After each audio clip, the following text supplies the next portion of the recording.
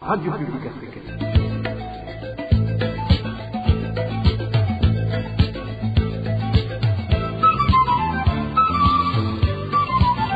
Radio Publique Africaine.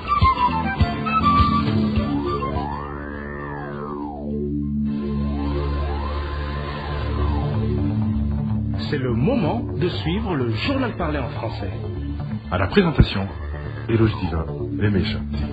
Merci d'écouter la Radio Publique Africaine. Bonsoir et bienvenue dans le journal de ce 29 octobre 2025. Tout de suite, les principaux titres. La problématique de pénurie du carburant reste toujours sans solution, là où la rédaction de la RPA a pu se rendre dans différentes localités. Les stations-service étaient à sec. Et puis le président Évariste Ndayishimiye a procédé au lancement de l'année agricole ce lundi, un lancement fait au moment où certains agriculteurs peinent toujours à obtenir des fertilisants fourmis. Vous allez l'entendre dans ce journal. Et enfin, comme tous les mercredis, vous allez suivre le mini-magazine au cœur de la société. Aujourd'hui, la synergie des médias revient sur les questions que les amoureux du football se posent sur les défaites souvent enregistrées par les équipes burundaises lors des compétitions internationales. Voilà pour les titres. Le développement, c'est dans un instant. Au bonsoir, démarrons ce journal par la page sécurité. L'organisation King Murundi Freedom dénonce ce qu'elle décrit comme un nouveau mode opératoire attribué au parti CNDD-FDD, consistant à éliminer des citoyens avant de dissimuler leur corps pour les rendre méconnaissables. Une révélation faite après que plusieurs cadavres ont récemment été découverts au niveau de différentes régions du pays. Face à cette situation, l'organisation King Murundi Freedom appelle les autorités locales à ne pas procéder à des enterrements précipités, mais plutôt à transférer les corps vers les morgues afin de faciliter leur identification et d'éclaircir les circonstances de ces morts. Je vous propose d'écouter Vianney Nizigimana, il est le président de l'organisation King Murundi Freedom.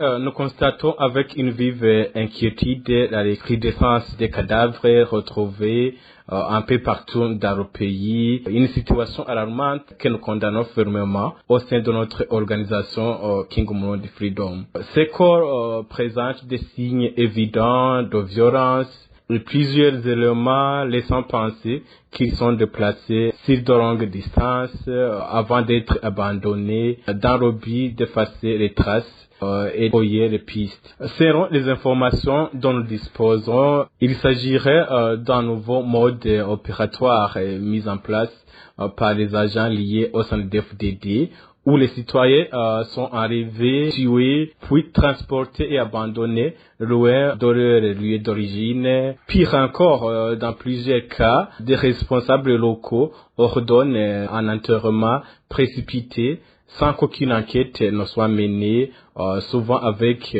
l'aide de ces jeunes Bonerakouré. Au sein de notre organisation, nous lançons un appel pressant aux administrateurs et autorités locales de cesser immédiatement ces enterrements précipités qui entravent les enquêtes et empêchent les familles de retrouver leurs proches. Chaque corps découvert doit être placé à la morgue pour permettre l'identification, l'enquête et l'accès à la justice. Sinon, ces administratifs pourraient être eux-mêmes tenus responsables de ces meurtres, car tôt ou tard, ces abus seront punis. C'est également un appel que nous adressons plus largement au gouvernement du CNDD-FDD. Poursuivons ce journal par la page agriculture. Les moniteurs agricoles sont appelés à jouer pleinement leur rôle d'appui auprès des agriculteurs. C'est du moins la recommandation faite par le président Évariste Ndayishimiye lors du lancement officiel de l'année agricole ce lundi sur la colline Lutiazo en commune Mwaro de la province de Gitega. Placé sous le thème inspiré par la vision nationale, unissons-nous pour accroître la production alimentaire. Cette cérémonie rassemble plusieurs responsables administratifs et acteurs du secteur agricole. Le chef de l'État a exhorté les Burundais à exploiter toutes les terres cultivables, exprimant son souhait de voir le pays réduire, voire cesser l'importation des produits alimentaires. Nous sommes en marche pour un Burundi développé.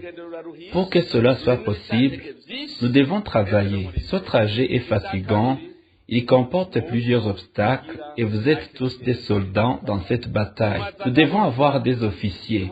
Les officiers, c'est à partir du président, c'est lui le commandant suprême des officiers qui lutte contre la pauvreté. C'est pour cela que je vous ai montré par où commencer. Ensuite, on descend dans la hiérarchie. Tous les intellectuels, ceux qui ont fait des études dans le secteur agricole, sont des militaires, des officiers supérieurs. Les moniteurs agricoles qui sont ici, veuillez l'entendre. Vous êtes des officiers. Dis-moi un officier qui reste dans son bureau et ne va pas voir ses troupes qui ne seront pas sur le champ de bataille. Est-ce un officier? Chaque agronome présent doit savoir qu'il a une bataille. Son champ de bataille, ce sont ses terres cultivables. S'il y a apparition d'une maladie, l'agronome doit savoir comment lutter contre cette maladie qui attaque les plantes. Si les plantes ne poussent pas, il doit nous l'indiquer et nous devons lutter. Gouverneur, tu as la mission d'aligner les troupes. Toi, tu es le commandant régional. Tu as des agronomes et des troupes. Tu as le commandant communal. C'est l'administrateur. Le commandant zonal, c'est le chef de zone. Est-ce que vous m'entendez, vous les chefs de zone ici présents? Le chef collinaire préside sa colline. Puis, nous avons des bataillons, des pelotons, jusqu'aux équipes dans les familles. Nous devons lutter jusqu'à ce que personne n'ait besoin d'aller au marché pour s'approvisionner. Mon souhait est que personne n'aille acheter de vivres au marché. Lors de la même cérémonie, Évariste Ndayishimiye a demandé à l'Institut des sciences agronomiques du Burundi, ISABU en sigle, de multiplier les semences locales. Des semences de pommes ont d'ailleurs été plantées à cette occasion pour marquer symboliquement le début de la nouvelle saison culturelle.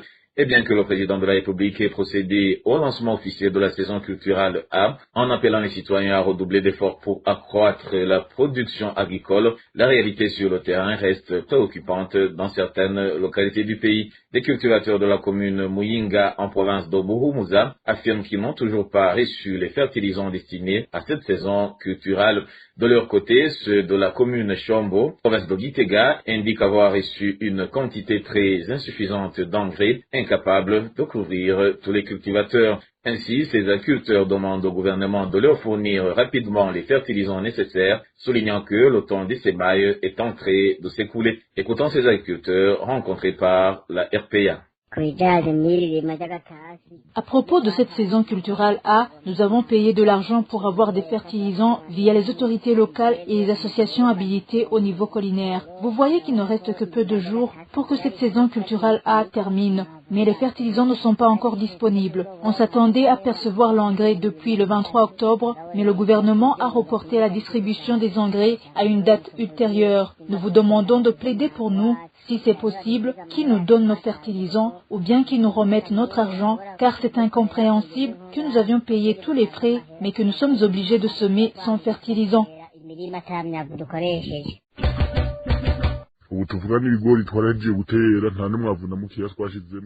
Actuellement, nous avons terminé de semer le maïs sans y avoir mis d'engrais, alors que nous avons payé à l'avance les frais de ces fertilisants. De même pour les haricots que nous avons plantés sans fertilisants, qu'ils essaient de nous fournir nos fertilisants, car si nous semons sans engrais, cela bâcle notre production et nous enregistrerons d'énormes pertes que nous ne serons pas à mesure de payer les travailleurs ou encore acheter d'autres semences.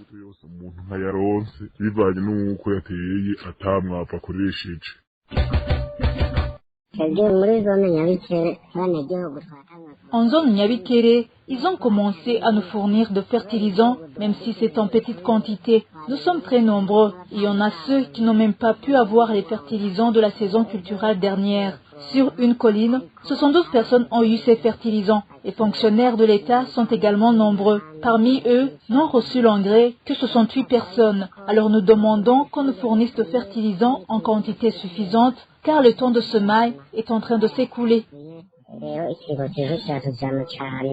Et le gouvernement devrait donc enseigner ceux qui œuvrent dans le secteur agricole les méthodes d'agriculture moderne, fournir des engrais chimiques suffisants et mieux organiser les coopératives agricoles. Déclaration faite par Faustin Ndikoumana, le président de l'organisation PARSEM, après le lancement des activités de l'année agricole 2025-2026.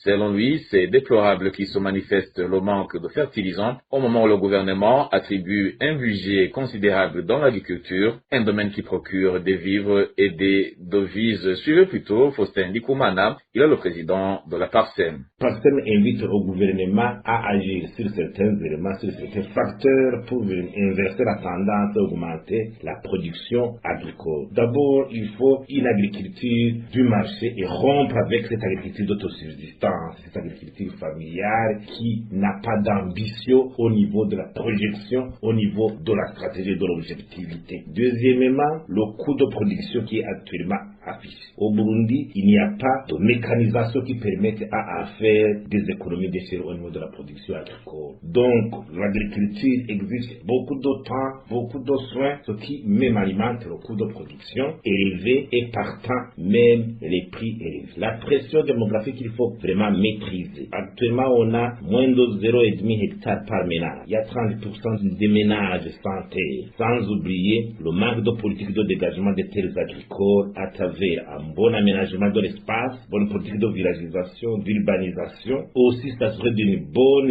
gestion des terres domaniales qui actuellement semblent être réservées uniquement aux dignitaires, alors qu'ils ne sont pas vraiment des véritables experts dans le secteur agricole. Le taux d'acidité actuel exige une disponibilité d'engrais suffisante et de semences sélectionnées actuellement, mais c'est regrettable de constater que le gouvernement consacre plus de 300 milliards de francs pour subventionner le secteur d'engrais, alors que les résultats vraiment restent vraiment très dérisoires. Actuellement, il y a un manque criant d'engrais au sein des familles des agriculteurs à la base. On ne comprend même pas même son monopole accordé à une entreprise qui affiche un déficit de production d'engrais suffisant sur le marché, alors que plus de 60% du budget de l'agriculture est consacré aux subventions du secteur engrais. Pas de stratégie de faire face au changement climatique suite à une mauvaise gestion de l'eau, l'irrigation, le drainage. Plutôt, c'est l'érosion qui est en train de nous faire perdre une grande quantité de terres agricoles. C'est uniquement la recherche et la vulgarisation, l'encadrement, renforcement des capacités. Cette chaîne vraiment n'est pas bien assurée. Renforcement de la recherche scientifique, après par une vulgarisation, un encadrement et un renforcement des capacités des acteurs. C'est la familiale qui est à la base de la production agricole. Les coopératives marcons sont trop politisées, ne permettent pas d'avoir un rendement adéquat. Le Burundi a toujours un 30% de déficit au niveau de la production alimentaire. Et le ministère de l'Agriculture devait s'assurer dans des documents, dont l'évaluation régulière des documents d'orientation, comme le document validé en 2020, qui montre comment s'assure comment orienter une bonne politique de production agricole et d'élevage. Poursuivons ce journal par l'actualité liée à la pénurie du carburant. Au niveau de différentes stations où la RPA a pu se rendre, aucune goutte de carburant n'est disponible, que ce soit dans la capitale économique Bujumbura ou à l'intérieur du pays. La situation reste la même. Il se remarque de files interminables. Walter Pizera nous fait le point. Beaucoup de stations-service du centre-ville de Bujumbura n'ont pas de carburant. Certains conducteurs ainsi que d'autres usagers indiquent qu'ils font le tour partout à la recherche de carburant, mais en vain. L'un d'eux témoigne.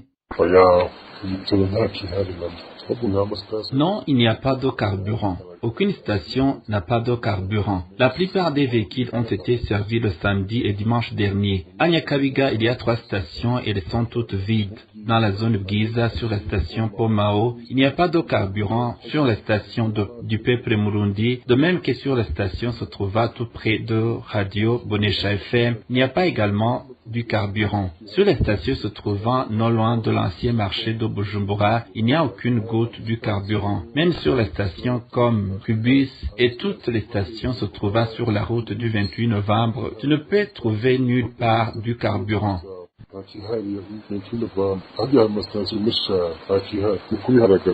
La situation est la même à l'intérieur du pays. Pire encore, dans certaines communes comme Muyinga, les stations-service ont déjà été fermées à cause du manque de carburant.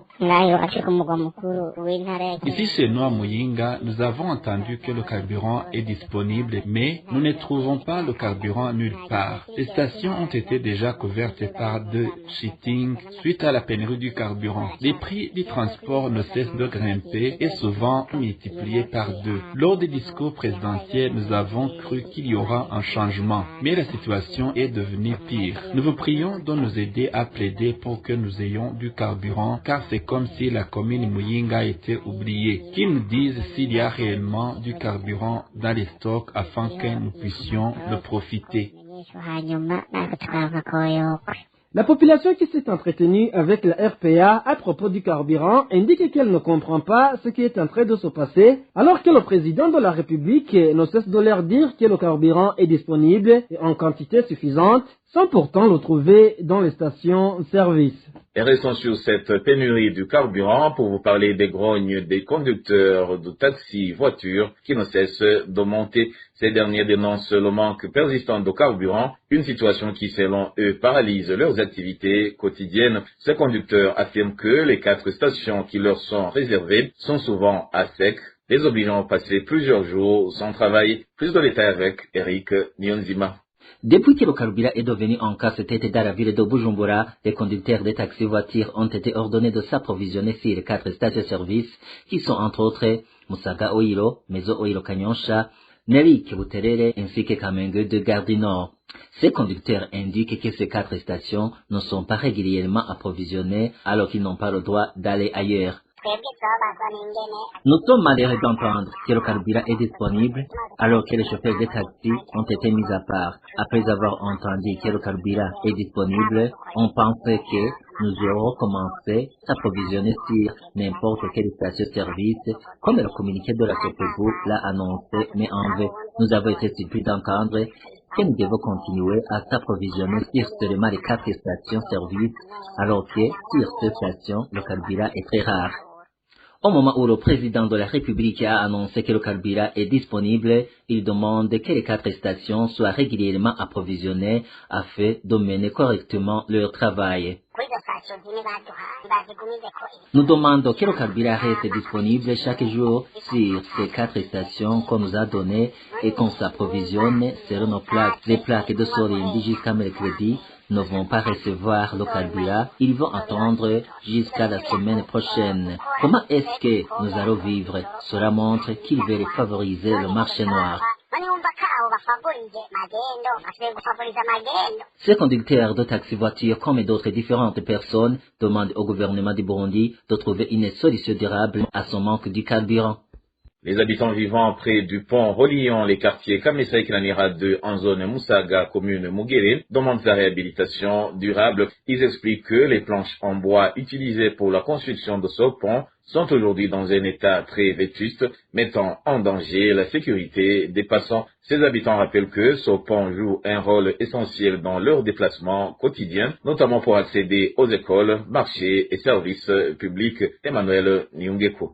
Ce pont dont il est question sépare les quartiers de Kamesa 1 et Kinanira 2 en passant par la 5e avenue de la zone Musaga en commune Mugere, province de Bujumbura. Les habitants proches révèlent que les planches qui avaient été utilisées pour son montage se trouvent actuellement dans un état vétuste et demandent qu'il soit réhabilité de façon durable. Ils ajoutent que nombreuses promesses ont été données par des responsables administratifs pour sa réhabilitation et que les promesses n'ont pas été tenues.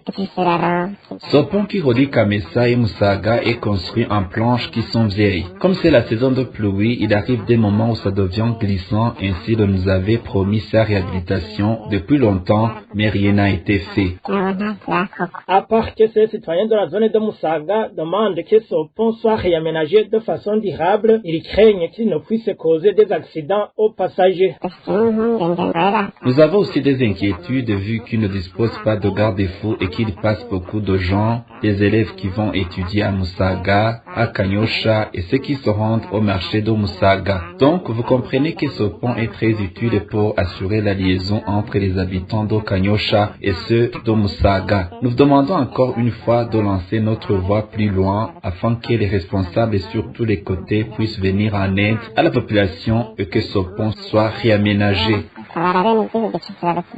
À ce propos, la rédaction de la RPA n'a pas pu joindre Emmanuel Niyokindi, chef de la zone de Musaga, de même que Adelaide Hatangayo, administrateur de la commune de Mugere, pour entendre les réactions. Il y a une année, une femme qui rentrait du marché de Musaga s'est effondrée alors qu'elle essayait de traverser ce pont et elle est morte, du moins selon nos sources d'informations dans la localité. RPA. Et c'est le moment de votre rendez-vous avec le mini-magazine au cœur de la société. Celui d'aujourd'hui revient sur le football, avec une question qui revient souvent dans la tête des fans. Pourquoi les équipes burundaises enregistrent-elles toujours de mauvais résultats lors des compétitions internationales? Au cœur de la société vous est présenté par Pierre Garungu. Au cœur de la société. Au cœur de la société est une émission préparée en synergie par les radios Inzamba Agatika Kawe, Radio RPA Idouya Wanyagihugu, ainsi que la radio-télévision Renaissance. Les équipes de football du Burundi enregistrent depuis quelque temps des performances très faibles dans les compétitions internationales auxquelles elles participent. Un exemple récent est celui des tournois africains où ces équipes n'ont pas réussi à aller loin. Mais qu'est-ce qui empêche les clubs burundais d'atteindre le même niveau que ceux d'autres pays, alors qu'il est reconnu que plusieurs d'entre eux disposent de bons joueurs capables de redonner espoir au football burundais? C'est le thème que nous allons aborder dans cette émission au cœur de la société que nous vous présentons aujourd'hui. Au micro, je suis Pierre Garungu, soyez les bienvenus. Au cœur de la société. Les clubs burundais Aigle Noir et Flambeau du Centre, qui ont représenté le Burundi dans les compétitions africaines, ont tous deux été éliminés au deuxième tour. Quant à l'équipe nationale, lors des éliminatoires de la Coupe du Monde, le Burundi a terminé 5e sur 6 équipes, une preuve que les résultats du football burundais restent décevants. Comment ces équipes se sont-elles comportées? Bertrand Kendakurio de la radio Inzamba Agatika Traoré nous en parle. Les compétitions interclubs africaines ont atteint la phase des groupes, mais aucune équipe burundaise n'a réussi à franchir cette étape. Aigle Noir, qui représentait le Burundi dans la Ligue des champions africaine, avait commencé son parcours au premier tour contre l'Alsace Djibouti. Le match aller à Bujumbura s'était soldé sur un score nul de 0-0. Et au match retour à Djibouti, les deux équipes avaient de nouveau fait un match nul un partout.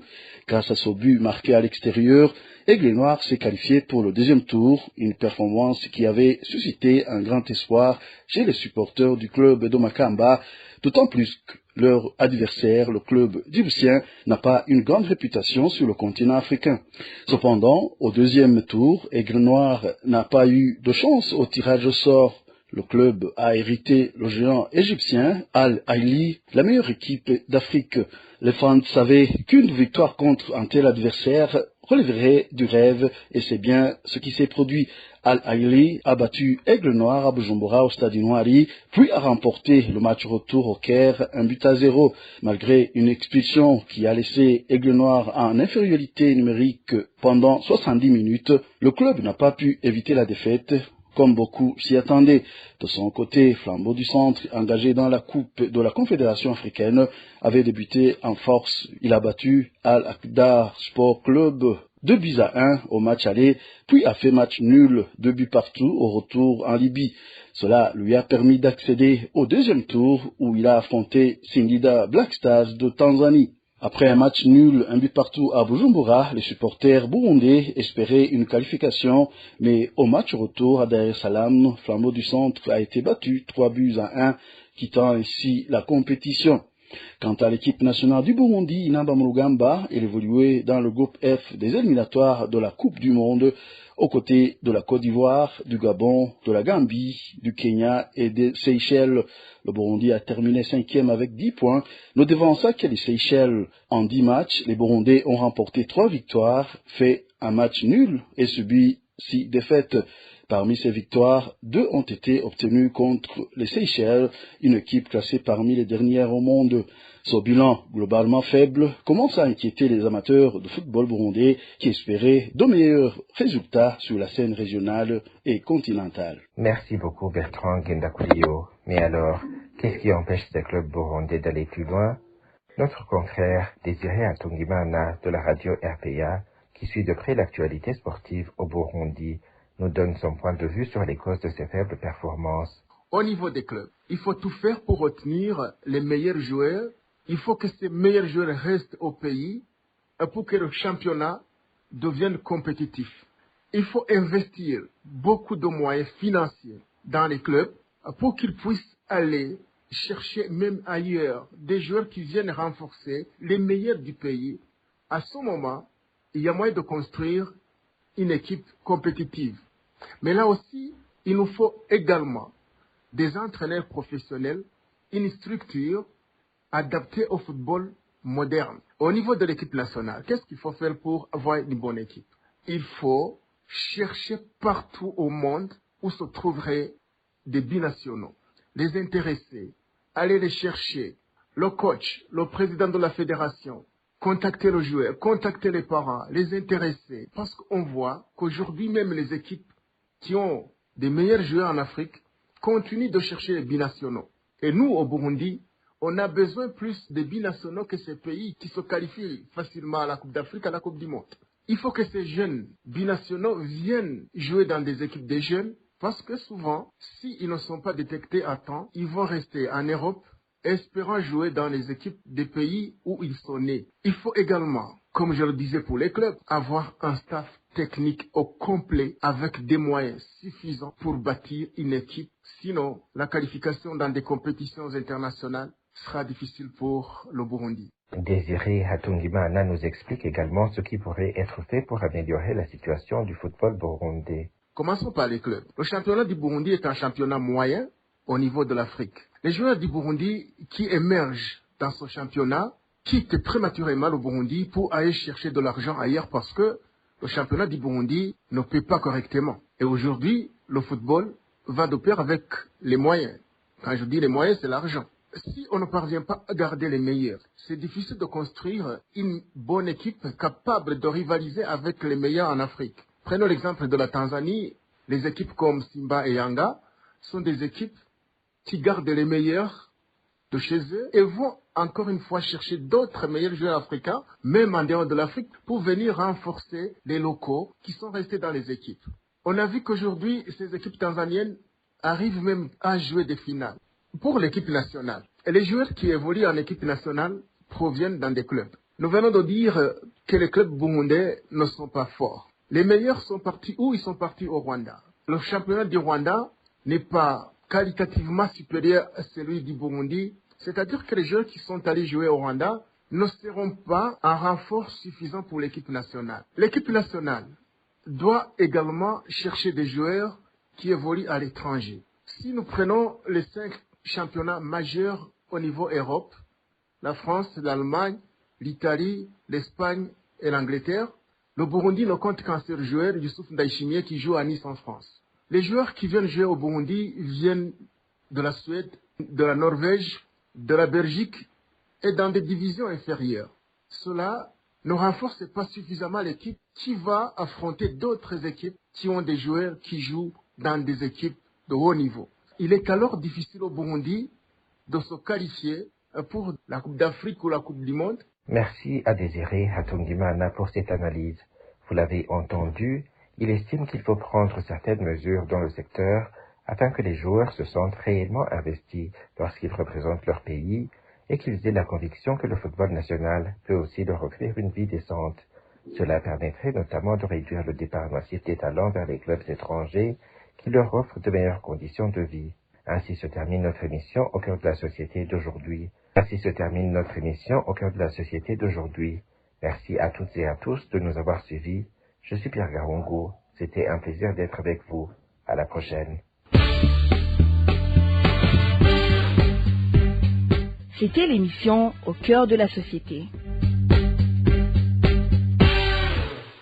Et voilà, chers auditeurs de la radio publique africaine, c'est par le mini-magazine au cœur de la société que le journal de ce 29 octobre 2025 se termine. Merci pour votre écoute et je remercie également mes collègues de la rédaction et ceux de la technique pour leur parfaite collaboration. À la présentation de ce journal, vous étiez avec Eloge Divin et Remécha. Je vous souhaite une excellente soirée.